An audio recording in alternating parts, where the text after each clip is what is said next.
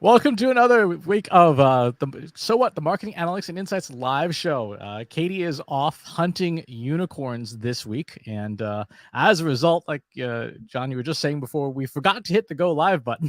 It's just I was just saying like how we screw everything up when she's not around, and it's a total disaster. And then you're like, oh wait a minute, I gotta hit the button. Exactly, gotta hit the button.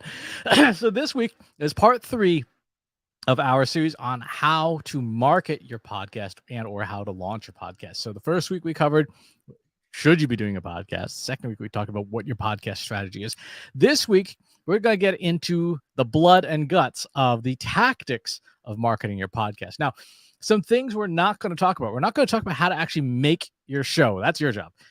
We will be talking about how to market the show once you've already made it. So before we tackle that, John, some basic suggestions. What should you have in terms of content available so that you have something to market?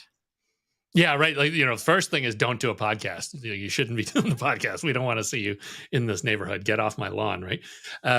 But it's funny, actually, I'll give a plug right out of the gate for the Analytics for Marketers community, where we talk over, it's free over on Slack. You posted a killer thing of an interview with Mr. Beast and one of the big guys over on YouTube talking about like what makes great content. And there were some fantastic points in that. I like tell a compelling story. It has to be compelling. And this idea of just keep putting the shows out and improving, dump money back into it to keep trying to make it better, and just know that, yeah, the early ones are going to be bad, but keep moving forward and, keep just trying to do a better show. But yeah, there was a bunch of great feedback in there that's right on the mark for what we're doing today. And yeah, it's, tell a unique story. I think that's the biggest thing is, maybe you see a niche that you work in where there's other shows and you can see what they're doing and working, but you need to have something that's unique to you. You cannot go head to head against Conan O'Brien, especially if you haven't had your own talk show. So, figure out what you can do that only you can do and find your own voice. And that will at least get you an audience. It may be a tiny audience, but you can be something interesting to them because only you can do whatever you're giving them. You could have been somebody, Charlie. You could have been a contender. Could have been a contender.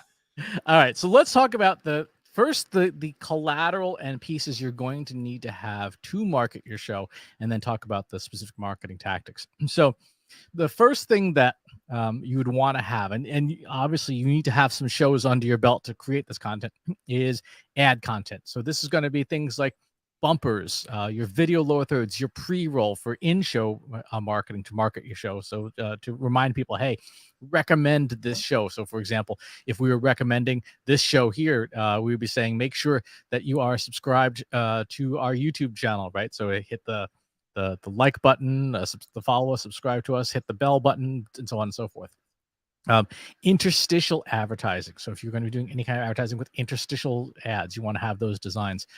For your website, because your podcast should have a website, you want a couple things. You want easy subscription plugins of some kind that remind people to subscribe to not only your show, but also ideally your email list. And you want some kind of system that allows you to programmatically change the advertising in every blog post. Because in the beginning, you're probably not going to have sponsors in those slots, but you want to have spaces set aside for advertising, and you'll fill it up with house ads. So reminding people to subscribe to the show. You will want to create promos, audio and video, run-of-site advertising. So you might want to consider advertising systems of some kind. You want to have ad content making its way into the text of your posts. So because what tends to happen is people scrape your blog, and if they're going to scrape the blog, the price of admission is you get all the ads too. And then have on hand a tool like Adobe Express or Canva. It will dramatically help you accelerate the amount of ad content you can create, because it will help you resize and reformat your content. Oh man, yeah, isn't it? That's kind of the new wave of stuff, these tools that you can take your one ad, because there's nothing worse than when you put something together and then you put it over on some social channel and it cuts off the title or, looks horrible. So yeah, having a workflow where you can get that stuff in the right format, right size, right number of words in the copy, all that kind of stuff makes your life much easier. Exactly. Other things you will want to have on site or available to you. You may want a text line and or a voicemail line if you want people to be submitting audio content to your show for that. Having a way to track comments so that you can comment on other people's stuff, as well as having people comment to your stuff. So social media management software, some kind of online community. Again, John mentioned at the top of the show, the Analytics for Marketers Slack group, but there's also a gazillion and a half different Discord servers that are great for that sort of thing. For the media side of things, you want to have things that have handles. So generally speaking, stuff like publications, ebooks, giveaways, downloadable content, audio, some kind of download center, something that people can share. So it's content that people can share on your behalf. So, for example, one of the things we just published not too long ago was a Chat GPT prompt sheet. That it's just a single page PDF. It's branded, it's got links on it and stuff, but there's no registration required for it. And that kind of content is the kind of thing that you want to create for your podcast. Not about your show, but some useful, maybe a chart or something from one of your episodes so that people can download it. What have we done for Marketing Over Coffee for downloadable content? Yeah, we haven't done anything in years, really, because it's been, we've got the newsletter has links to resources and other things. But yeah, actually, we should. The other thing was we just did the straight up book. Did the Marketing Over Coffee playbook like 2 years ago, and so yeah, people need to cough up and buy stuff. Enough of this free stuff. It's not a charity. But yeah, in fact, I should probably just steal the prompt thing that you've got and just put Marketing Over Coffee logo on it on top of that somewhere and send that out, because there's no point in doing a lot of extra work, and it's a different audience, and that's just a great point to make with that is when you have multiple properties like that, you can use the same stuff in different channels, have it cross promote. Because like when you're talking about spots for ads too, if you don't have sponsors, pair up with other shows and, do spots for each other, use those spots, but get the listeners trained to that being in there. But yeah, we need to, I'll put ebook on the list. We need to get some of the resource out there because we've been lacking on that front.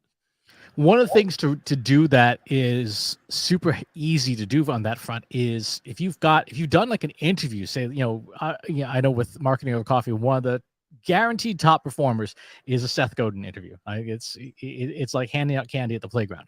When we do one of those, just the downloads are off the charts. What the simplest thing to do would be to feed that interview to a couple of different AI services to have it distill the key points down to a one pager. And then that's the handout. Maybe that's the month's handout. Just to help people share the show. Yeah, easy pass along. Like that's the thing, because PDFs like that do tend to work. Just ask Scott and his 85,000 marketing vendor PDF that he fires around every year. It just has legs of its own. Exactly. Other stuff. One of the big things to pay attention to for your own site, obviously SEO, offsite and onsite. So onsite's the easy stuff. You should have a blog. Your shows should be on your blog. Your show notes should be on your blog. You should do all the basic best practices. Have a good SEO plugin for your blog. Yoast or Rank Math on WordPress are excellent plugins. You should have an internal linking system. So we use SEO Smart Links, where you give it a list of keywords, and then you give it a list of links that those keywords match to their other episodes of your show, other blog posts. And anytime you use those keywords in future shows, it automatically links back to the show. So it helps people, move traffic around. And then, of course, Google Sitekit is one of those easy ones. You should be using Sitekit. It's stupid easy. For offsite, this is all PR pitching, link finding, earning links. Again, having those downloads, having that, those pieces of content that have handles that people can pick up and run with, you definitely want that. With PR, you need to work either with a trusted contractor or a trusted agency that knows what it's doing. John, you want to talk about the Hall of Shame for PR pitches that we get? The most horrible PR pitches. Well, yeah, the winner this week was hey, John, I love the work you're doing on the Duct Tape Marketing podcast. I was like, well, you're never going to do any work with us, so it's nice to know you. Yeah, it's really, there's all different levels of that, right? You have some big houses that just spam the whole world. And then at the other end, you've got people that are making well thought out pitches as far as like, hey, my client here is in marketing and tech, and we know that you guys talk specifically to this. And the big one with that is, you've got to have the big story pitch right up front. It's like whatever you think the title of that show should be, that's your pitch. It's like, hey, I see you guys haven't done a show on, SEO for mobile devices, or something like that, something that grabs, our eye right away. Because there's just so many horrible pitches, and God forbid I get pitches. Like this morning was one.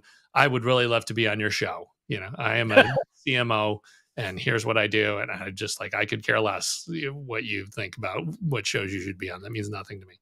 So, it is. It's an ongoing battle to find quality people to pitch you and to get the right, combination of, have they got the right network? Are they able to put together the pitch for you? Can they follow up and make it happen? I have to say, we are a nightmare for PR companies. I'm always going back 3 months later to people saying, hey, is this guy still your client? Because I do want him on. We've gotten around to this. And half the time they're like, yeah, no, they're not here. I'll pass it on or whatever. Stuff falls through the floor. And the other one too, that's insane. I really cannot believe are the huge giant firms that are spamming the whole list. And you'll say, yes, I do want to talk to them. And then you never hear from them again. Or worse yet, they mail you the book and they still don't follow up. So, whatever. If they want to keep sending me free books, I'm all for that. But as the client, that's probably not doing you too much good. Exactly. So if you are pitching your show, what advice do you give to someone who is going to be pitching their show to others? Yeah, if you're pitching to advertisers, I mean, it's just a matter of talking about your unique audience, what you've got that other people don't have. So much for pitching. Oh, I just mean marketing your show itself to for audiences. You mean just for the regular thing? It's finding the right community, getting the right story. I mean, for us, it's always we educate and entertain at the intersection of marketing and technology, right? That's specifically what we do, and it's always around 22 minutes. It always fits in. It's not this 2-hour long screeds that some of these people do, these talking heads.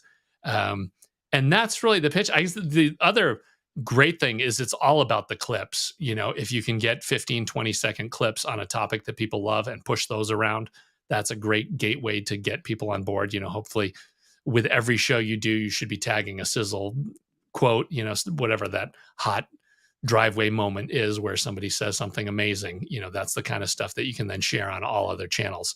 So that's a great way to get stuff going. John McGinley says tight byline. Yes, John is well aware of the sales lifestyle and being able to pitch quickly. So good to see Canada represented on board today. It's kind of, always be promoting, right? It's part of the mix. You have to keep getting it in front of audiences and even paying to do it too.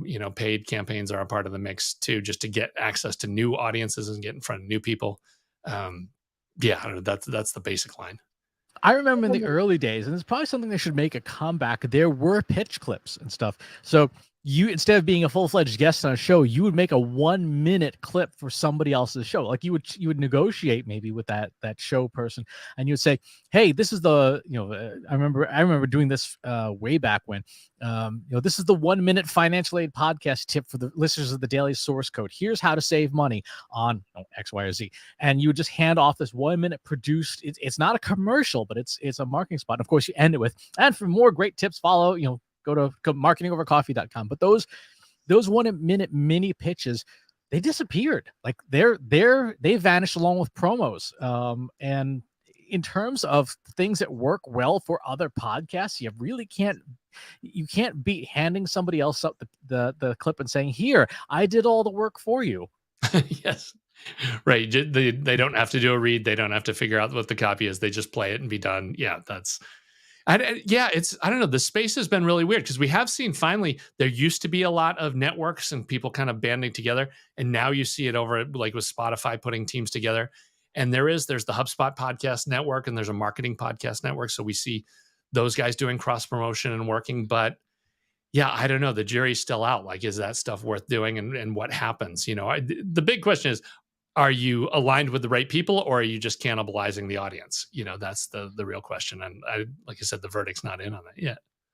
Exactly.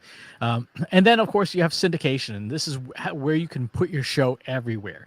So if your show is big enough and it warrants it and your audience wants it, put it together as an Alexa skill, put it as a Google Home action in your podcast service like Libsyn, set up feeds to push it to every network that is available.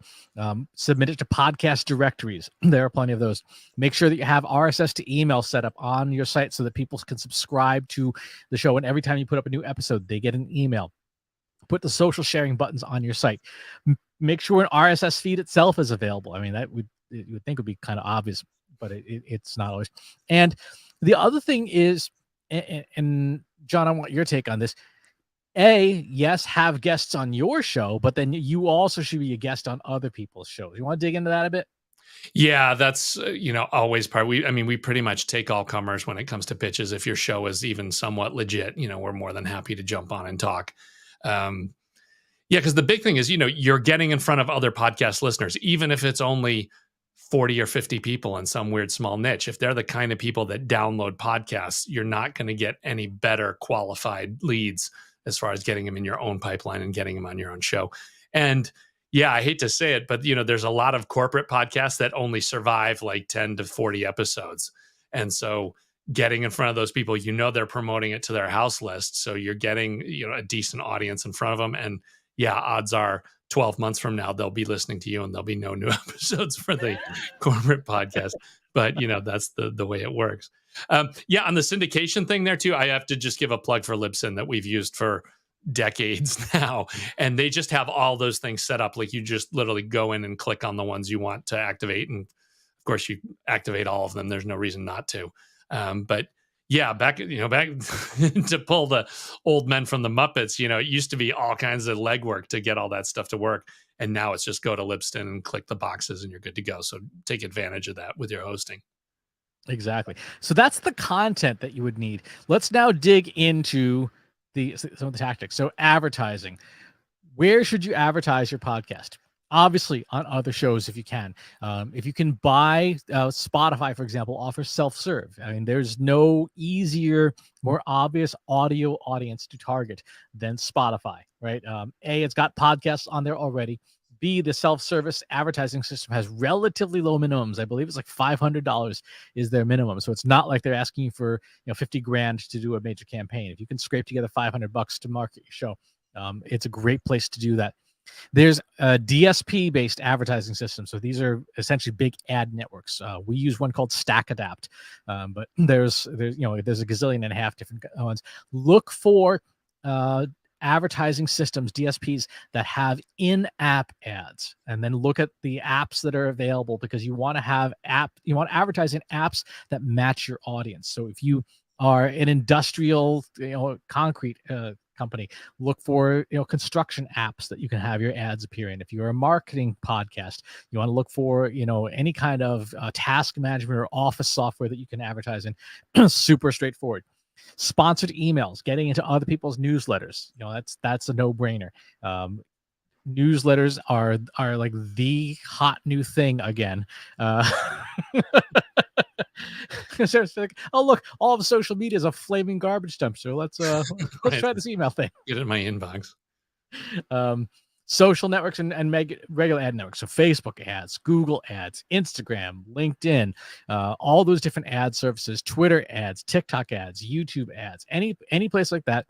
You want to be running advertising, and based on the kind of show you have will dictate which of these services you offer, and also what kind of budget you have, because some of the ad networks,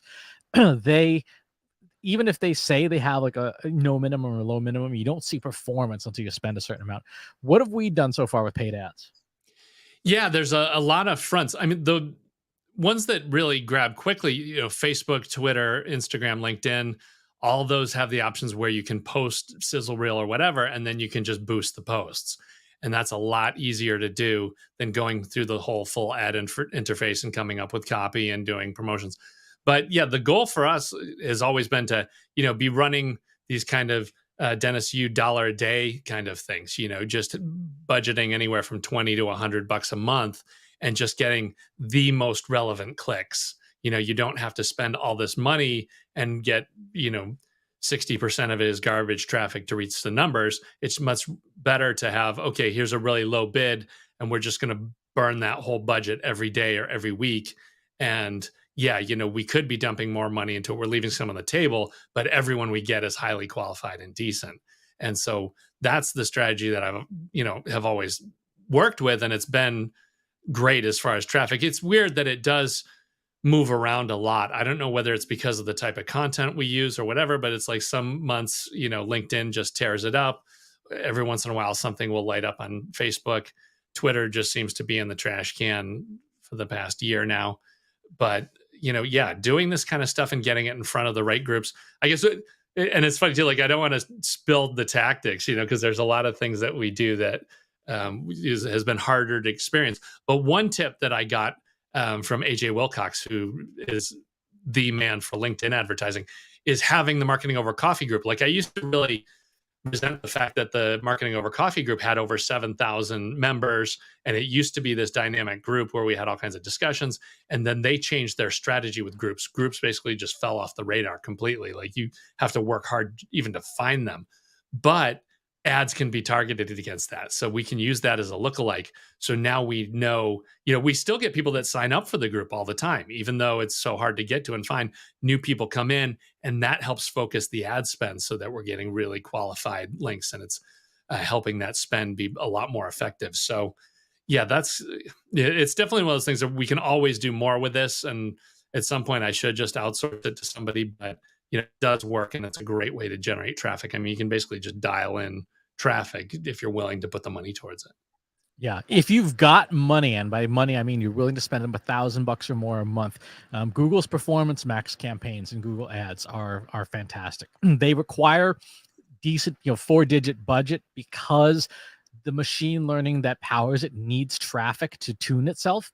So it's not one of those, you can't do dollar a day on that one. But if you've got the cash and you're willing to let it ride for 90 days, so budgeting $3,000, it will dial in. And obviously the more money you have to throw at it, the faster it dials in, because it's all, again, machine learning based. But that's a good way to get targeted traffic. The other thing is, like you said, the magic word is lookalikes. If you have the ability to if you have already got some traffic and some listeners to your website, you can put in the tracking tags to track those people, build them into an audience, and then use that data to build a lookalike audience of people who have similar behavioral and demographic attributes but are not in your audience, and show ads to them.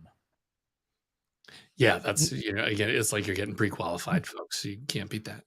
Exactly. And you're doing it behaviorally rather than demographically, which tends to work better because you don't know who your audience is, not really easily. Yeah, isn't that like audio people are every way, shape, and form? There's no demographic angle where you can find those. It's just got to be what's the behavior, who downloads audio. Exactly. Okay, next up, email marketing. You need to have email marketing. You need to have a newsletter.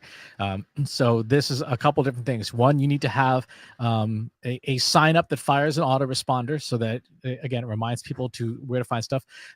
Ideally, it's a system that is set up that can fire an email every time you drop a new episode, again, to keep engagement high, and then have a wrap-up newsletter that summarizes, maybe that's a monthly newsletter, depends on how many shows you're producing, that summarizes what's been happening on the show that month, and the highlights. Having those three as your general campaigns typically is good.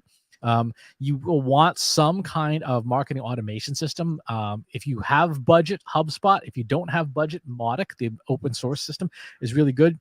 You want something, you want a sign-up management system on your website like Gravity Forms that allows you to do advanced caching, progressive profiling, etc. And then you need some kind of CRM to store that data.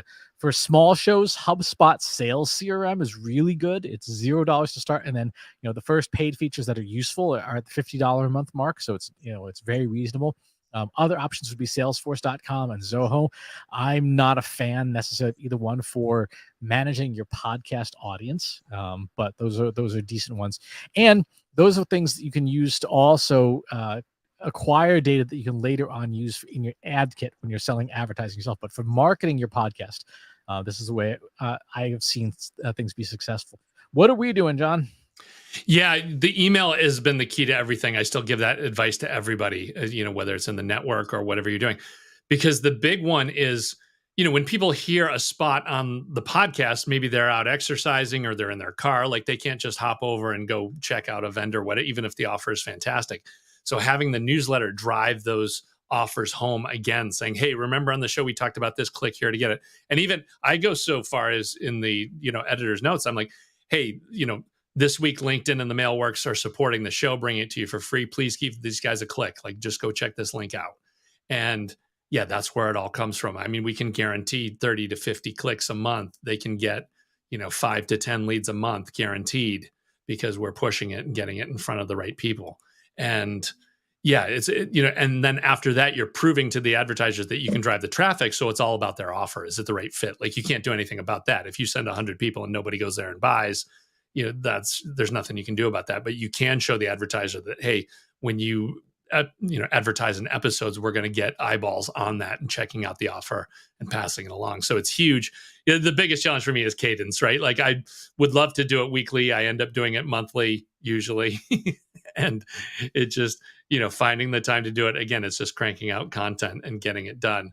And it's tough too, because I could do it just an automated every week when the show drops, just have the show notes, but I like to do a lot of personal commentary and sum up the stuff that I like, and I feature the episodes that I think are the best for the month. It's a lot of hands-on. And I'm using Ghost. We've used a bunch of different solutions over the year. Right now, I've been playing with Ghost. I've been pretty impressed with the way that can get stuff out and follow stuff up. But yeah, it's a critical part to the marketing component. And this is nothing, we preach this on every front, that if you're looking for ongoing, organic, evergreen, email is just the way to go. You own the list, you own the content, it builds up over time. It really can't be beat. Exactly. And for sharing the show, for marketing your podcast, email is easier to forward than someone telling their friend, oh, you should go listen to marketingovercoffee.com, which is good advice. I mean, we're not going to say no, don't tell people about the show. But if you're at the water cooler, the chances of the person having forgotten that by the time they get back to their desk is pretty high. If you are sending out emails that can be forwarded, it's an easy win. All right, let's talk about events. Events are a very, very strong way to promote a podcast. So this is everything from attending conferences to having maybe even a booth at a conference, a podcast speaking tour. A number of shows have done this. Welcome to Night Vale, which is granted a fiction podcast, does performances of their show, live performances. They move around as a traveling tour. There are private dinners. There's speaking on stage about your podcast. There's trade show booths, being at other people's booths, especially. I have seen a lot of companies be very successful in having sort of a podcast sort of setup at another company's trade show booth, and they interview people live, and of course all the virtual events. So what of the event stuff do you like, John, and what of the stuff that is just people absolutely have to do? Yeah, the stuff for us has always been hijacking other shows. That's worked perfectly for us. Unfortunately, COVID derailed a bunch of that stuff, but we're pretty much a fixture at Inbound. We usually pick a night. And same thing with Marketing Pros B2B, where it's like, okay, Thursday night, this is, if you're a friend of the show, come, we're going to grab drinks over here and come hang out, meet everybody and network and have a good time. So that's an easy one to jump on. Yeah, we actually have many times have reversed it too with sponsors. If you sponsor the show and you have an event coming up this quarter, like we've got Bloom Reach out in Napa, California at the end of August, we can go out there, and not only are they're sponsoring the show to drive traffic to the event, but then actually on site, you can record a bunch of the keynotes or meet up with other, folks and record episodes. So now you've got more content too. And the whole time you're promoting the fact that, hey, you're at this sponsor's event. So that's, huge too. And then, yeah, we've tried maybe 3 or 4 times now to do our own thing and try and get it off the ground. And I just, you kind of have to get over the fact that the first few are going to be sparsely attended. Like, it's so difficult to ask for somebody for time out of their calendar to actually travel somewhere and do a show. And so, yeah, I can see, I don't know, I've worked around in the fall having, do 3 episodes over a day and have people they can come in and watch. So if you want to come, meet Debbie Millman, Seth Godin, David Meerman Scott in one shot, you could do that kind of thing. And it's, just a matter of making that work and lining up schedules. The problem is it takes event planning, it takes cash, and then you need to work around the calendar. Like the problem that we've had is, the 3 best weeks to do it, we've got 8 other marketing conferences going on in Q3 and 4 this year. So yeah, it's always a challenge, but yeah, anytime you can get in front of people at events. And another easy one is For a lot of events, they'll have a website and they'll have media partners, so you don't have to pony up cash. If you're willing to just give another event exposure, they usually will put your logo on their show site and give you some plugs in their email newsletter and their agenda leading up to the show. So that's an easy way to get access to an audience and just get your name out there as far as the fact that you're affiliated with these kinds of shows. Mm-hmm. And the private dinners thing, I mean, that is the easiest thing to do with a show that's happening, because all the people that are in that audience that you want, they're in town anyway. So wherever the show is, I mean, if you want a certain group of people, like if you like the crowd that attends Dreamforce, you reserve your Airbnb 8 months in advance and stuff. Travel out there the month before to your Airbnb and things, and you camp out and you do your evenings of post show stuff with the crowd you want to impress. Yeah, isn't it? That's just such a great way to get a lot of content in one shot. It's if you've got the network and got the people, there's no better way to get as much content done in a short period of time for the easy money. Exactly. And you may actually get to the point where that is your business. John Furrier and theCUBE, I mean, that's the thing that they do, is they just record all the time at all these different tech conferences, and they post these, it's all pro grade audio and video and stuff. They look great. It looks very official as the official media partner for all these shows. I don't know if anyone ever actually watches those videos, but it looks good. Well, it's amazing. We talk about this all the time. So many of these events, they go and they film everything, and then the day after the show's over, the stuff never goes anywhere. It's like if digital was part of your mix, it would be like every month until the next show, you'd be dropping all this stuff like, hey, check out this recession. Like the people who have paid don't care. They got to see it first and live, so everybody else could watch this content as it goes. But yeah, it gets... And I'd love to say that it's just being paid while they're hidden, but that with a lot of these events, like everybody's done working on the show and they're just like, yeah, whatever, forget about it. And they just don't do anything with it. And exactly. So if you're a podcaster and you have a show or something like that, and you want to make inroads, find a conference that's struggling with content production. Say, hey, if you outsource it to us, we'll become the official media partner of the show. We'll produce the audio from the sessions and drop them, but we'll drop them on our show as well. And then you get to work very closely with the event and its registration list. Yeah, right. Exactly. Get access to that audience. And you'd think it was a no-brainer, but again, I guess it's just one of those things that event planners have so much on their plate. There's only so much they can do. Exactly. So, I mean, the easy win there is if you can take things off the event planners list, they will do whatever you want. Yes, that's a quick way to earn a friend. Definitely. Exactly. And then finally, social media. So your social media, for one thing, you need a content distribution strategy, which is a framework and a schedule. So use good social media management software, right? We did a live stream a few weeks ago on the Bake Off. Go check that out over on the Trust Insights YouTube channel, because we talked through, what was it, Sprout, Social Sprinkler, Hootsuite. I don't even remember what all of them were, but Agora Pulse and all those things. But you need to have some kind of distribution mechanism that works really well. You should have some kind of daily posting to remind people the show exists. You want landing pages set up in places, and then based on the social network, put up content. So there's all these different places: Facebook, groups, your stories, Instagram Reels and stories, LinkedIn. If you have a mobile app, or there's a mobile app you can integrate with, put that out there. Put stuff on Twitter. You want to have stuff on your YouTube channel. You want to have YouTube Shorts, TikTok stuff.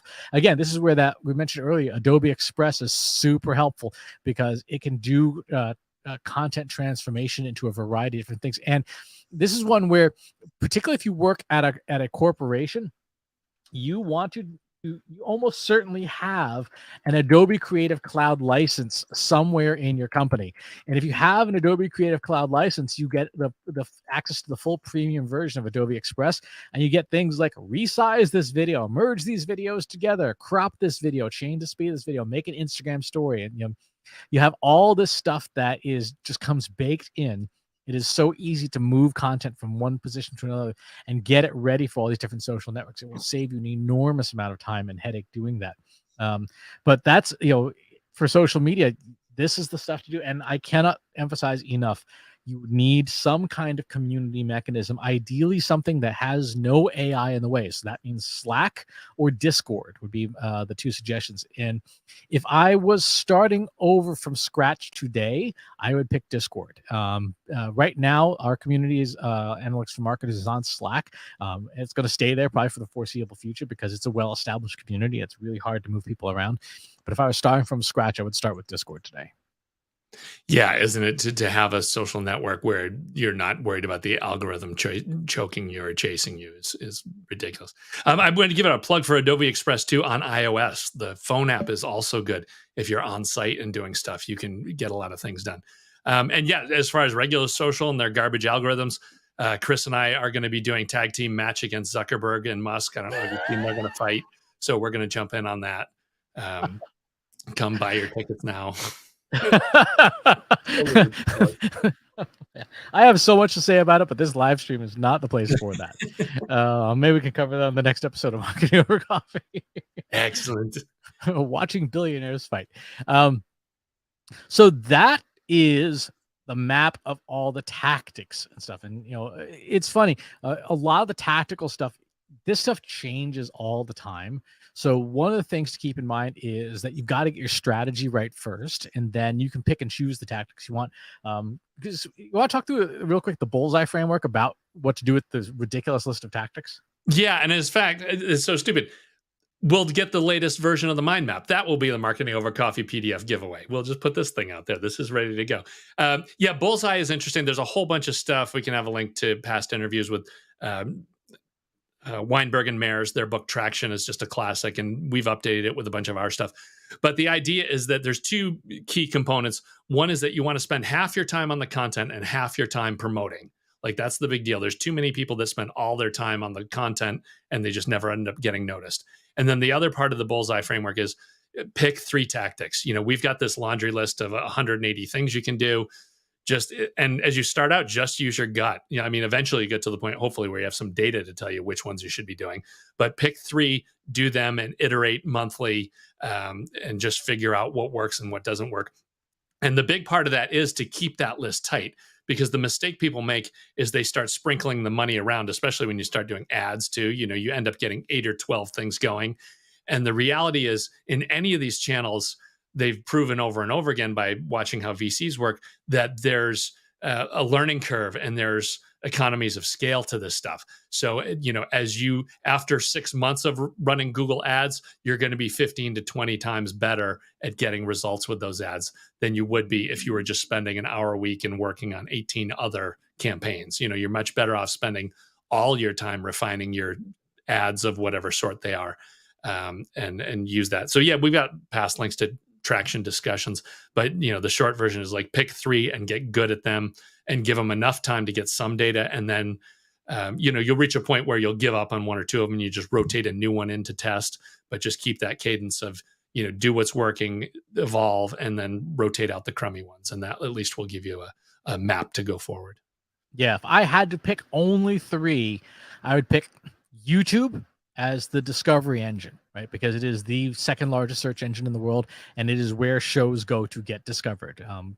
I can't count the number of podcasts that I listen to that I found on YouTube first, like Huberman Lab, for example. YouTube is the place. I would absolutely 100% build an email list second, right? That is non-negotiable to me. If you're doing email, I think you're doing it wrong. And then the third is I would have a Discord community to retain people and keep their attention. So if I had to pick just 3 things, those would be my 3 things. What are your 3 things? If you were starting out, you just only 3, which 3 would you go with? Yeah, well, we have to go with existing infrastructure, like email, newsletter. I agree with you. You actually have to be doing, the website itself, being able to do more content on there, like having the greatest hits page and sign up for the newsletter. That one's on there. And then, advertising is one that it's worth trying just to get access to fresh content. Promoting the posts on LinkedIn has been huge for us. And this is the thing you find, like we say pick 3, but you find out that these things always overlap and intermingle. It's like, okay, the stuff we do on LinkedIn, not only is it advertising, but it's also evergreen content, and it drives traffic to the newsletter subscriptions. And so that stuff is worth doing. But yeah, that's the short list for me as far as what we got. Yep. So we covered a lot of tactics today, and as John has mentioned several times, you want to have some data to back stuff up. So on the next episode in this series, we're going to talk about measuring your podcast marketing, not measuring your podcast, but measuring the marketing of your podcast to see what's working. We're going to cover things like Google Analytics, your podcast analytics, and stuff like that to get a sense of are you getting the job done? Because I believe Katie's got another week of chasing after unicorns in the Enchanted Forest. All right, yeah, we'll see if we can make it another week without burning the place down. We'll see. All right, so thank you for tuning in, and we'll talk to you next time. Thanks for watching today. Be sure to subscribe to our show wherever you're watching it. For more resources and to learn more, check out the Trust Insights podcast at trustinsights.ai/TI podcast and a weekly email newsletter at trustinsights.ai/newsletter. Got questions about what you saw in today's episode? Join our free Analytics for Marketers Slack group at trustinsights.ai/analytics for marketers. See you next time.